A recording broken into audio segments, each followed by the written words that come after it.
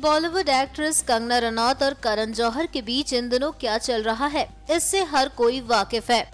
आपको याद ही होगा कि एक्ट्रेस कंगना रनौत ने फिल्म मेकर करण जौहर के टॉक शो कॉफी विद करण में उन्हें भाई भतीजावाद का लीडर बताया था, जिसके बाद दोनों के बीच कोल्ड वॉर छिड़ गई है, जिसके बाद दोनों ही एक दूसरे पर निशाना साधते हुए नजर आते रहते हैं।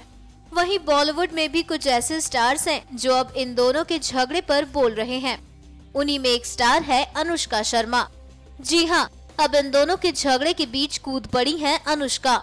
हाल ही में अपनी फिल्म फिल्लौरी के प्रमोशन में पहुंची अनुष्का ने क्या कुछ इस मामले पर कहा, चलिए आपको सुनाते हैं। इंडस्ट्री के नहीं होने के बावजूद इतना सब कुछ करना, इस पूरे कैरियर में कभी आपको नेपोटिज्म का, परिवारवाद का सामना करना पड़ा है? मैंने तो क्वेश्चन एक्सपेक्ट ही नहीं किया था। Of course. How strange. वो आ गया, दिलजीत की मेहरबानी। क्या कभी ऐसा कुछ हुआ है?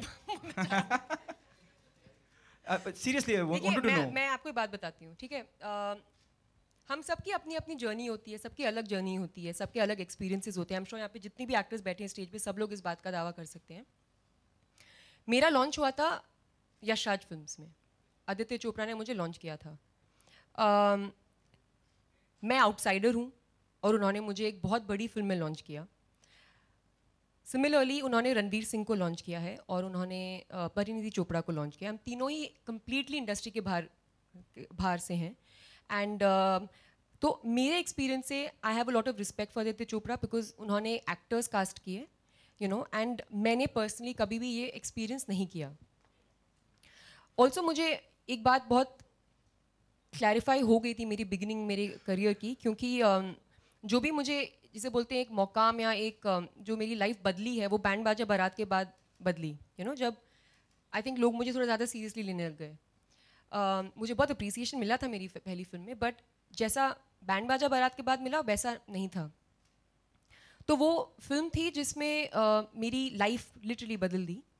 एंड उससे मैं एक बात समझी हूँ कि उसके बाद से एक्चुअली कि अगर आप अच्छा कर रहे हो यहाँ पे तो लोग आपके साथ काम करना चाहेंगे।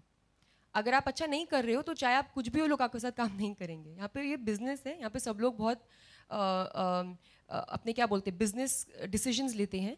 और अगर आप चाहे आप अगर मतलब आप मुझे बताओ, अगर कोई आउटसाइडर एक बहुत बड़ा स्टार है जैसे शाहरुख खान है, तो कोई क्यों नहीं उनके साथ काम करना चाहेगा, you know. So I think ये but at the same time let me say कि सबके अलग अलग एक्सपीरियंसेस होते हैं। एंड मैं अपने एक्सपीरियंस पे कमेंट कर रही हूँ। मैं जितनी बड़ी हो रही हूँ और जितना मुझे लाइफ में समझ हो रही है, उतना मैं जान पा रही हूँ कि हर इंसान के स्ट्रगल्स और बैटल्स बहुत अलग होते हैं। और मैं बहुत कम जजमेंटल होती जा रही हूँ डे बाय डे। तो मैं कभी किसी और के एक्सपीरियंस के बारे में जजमेंट नहीं डालना चाहूँगी, बिकॉज उनके स्ट्रगल्स अपने और उनके बैटल्स अपने रहे हैं जिनके बारे में हम लोग कुछ नहीं जानते, ठीक है? तो मैं बस अपने बारे में बात करूँगी। मैंने कभी एक्सपीरियंस नहीं किया है और मैं आदित्य चोपड़ा को बहुत रिस्पेक्ट करती हूँ as a producer and as a human being कि उन्होंने मुझे इतनी बड़ी फिल्म में मौका दिया और कभी भी मेरे साथ कोई भी भेदभाव नहीं किया।